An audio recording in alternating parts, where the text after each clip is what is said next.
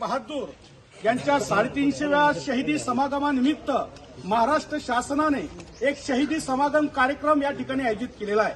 मित्रहो, हिंद दी चादर ही उपाधी घेणाऱ्या भारतातील एकमेव गुरु म्हणजे गुरु तेग बहादूर आहे.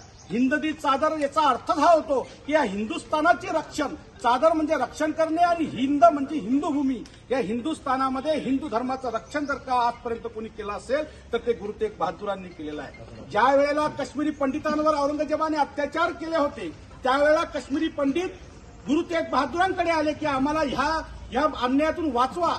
त्यावेळेला फरमान सोडला आपल्या गुरु तेग बहादुरांनी आणि त्यावेळेला हे समजलं, औरंगजेबाने गुरु तेग बहादुरांना बोलवून त्यांना सांगितलं की तुम्ही इस्लाम धर्म कबूल करा, परंतु धर्मरक्षणासाठी कसं जगलं पाहिजे हे गुरु तेग बहादुरांकडून शिकलं पाहिजे. शीर गेला तरी चालेल पण धर्म सोडणार नाही, ही त्यांनी त्या ठिकाणी सिंहगर्जना केली आणि औरंगजेबांनी त्यांची क्रूर हत्या चांदणी चौक दिल्ली येथे केली.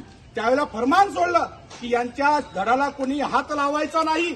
त्यावेळेला बाबा लक्कीशहा बंजारा यांनी स्वतःच्या घरामध्ये गुरु तेग बहादुरांचं त्या ठिकाणी ते शरीर, ते निश्चित पडलेलं शरीर नेऊन स्वतःच्या घराला आग लावली आणि त्यांचा अंत्यसंस्कार करण्याचं काम त्या ठिकाणी लक्कीशहा बंजारांनी केलं.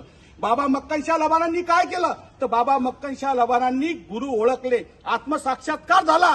गुरु लाथोरे म्हणून ते पूर्ण जगाला सांगितलं की मला गुरु भेटला. तर गुरु कोण तर गुरु तेग बहादूर, या हिंदुस्थानाचं रक्षण करणारे गुरु तेग बहादूर.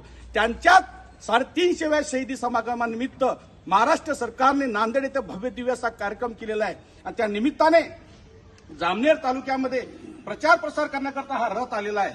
हे रथ आज संकटमोचक नामदार श्रीगिरीश भाऊ महाजन यांच्या निवासस्थानापासून त्या ठिकाणी सुरू होत आहे आणि या ठिकाणी भारतीय जनता पार्टीचे आमचे माननीय जिल्हाध्यक्ष आदरणीय चंद्रकांतजी बाविस्कर, आमचे ज्येष्ठ नेते जेके दादा, आमचे मार्गदर्शक दीपक दादा, मयूर पाटील, तसेच आमचे उत्तम भाऊ असतील, रामकिशन भाऊ असतील, राजू भाऊ असतील, बाळू भाऊ असतील, किशोर नाईक असेल, हे सर्व जयराम भाऊ असतील, हे सर्वांच्या साक्षीने उपस्थित, सर्वांची नावं घेणे शक्य नाही, त्या सर्वांची माफी मागून या सर्वांच्या साक्षीने हा रथ या ठिकाणी सुरू होत आहे आणि यापुढे हा रथ संपूर्ण तालुक्यातील गावखेड्यामध्ये जाऊन नांदेड येथे हजारोंच्या नाही तर लाखोंच्या संख्येने आपल्याला त्या ठिकाणी जमायचं आहे.